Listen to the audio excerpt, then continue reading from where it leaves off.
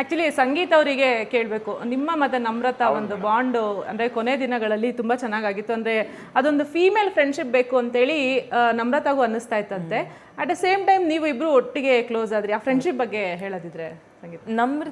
ನಾನು ಮುಂಚೆ ಹೇಳ್ದಂಗೆ ನಾವು ಬೇರೆಯವ್ರ ಜೊತೆ ಬೆರೆತ ಮೇಲೆ ಗೊತ್ತಾಗೋದು ಅವ್ರ ವ್ಯಕ್ತಿತ್ವ ಏನು, ಅವರಲ್ಲಿ ಎಷ್ಟು ಪಾಸಿಟಿವಿಟಿ ಇದೆ ಅಂತ ನಾವು ನೋಡ್ಬೋದು. ದೂರದಿಂದ ನೋಡಿದಾಗ ಎಲ್ಲ ಕೆಟ್ಟದಾಗ ಕಾಣಿಸ್ಬೋದು.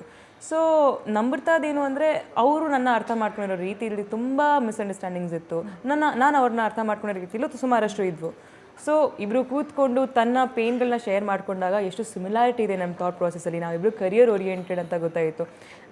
ಅವರಲ್ಲಿ ನಾನು ತುಂಬ ಸ್ಟ್ರೆಂತ್ನ ನೋಡ್ತಿದ್ದೆ. ಎಲ್ಲೋ ಅವರು ಅದನ್ನ ಮುಚ್ಚಿಟ್ಕೊತಿದ್ರು ಅಂತ ಅನಿಸ್ತು. ಅವ್ರು ಎಷ್ಟು ಹೊರಗೆ ಬಂದರು ಅದಾದಮೇಲೆ ಅವರಲ್ಲಿರೋ ಕಾನ್ಫಿಡೆನ್ಸ್ ತುಂಬ ಜಾಸ್ತಿ ಆಗ್ತಾ ಬಂತು ಮುಂದೆ ಮುಂದೆ.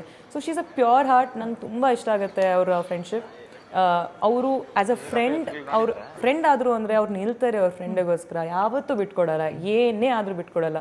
I love that character about her. She is a sweet heart and she is very beautiful. ನಂಗೆ ತುಂಬ ಇಷ್ಟ.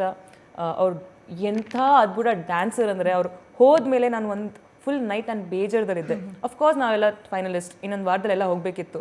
ಬಟ್ ಅವ್ರು ಹೋದಾಗ ತುಂಬ ಬೇಜಾರಾಯಿತು. ಆ ಕಳೆದಿರೋ ಎಲ್ಲ ಕ್ಷಣಗಳು ನೆನಪಾದ್ವು.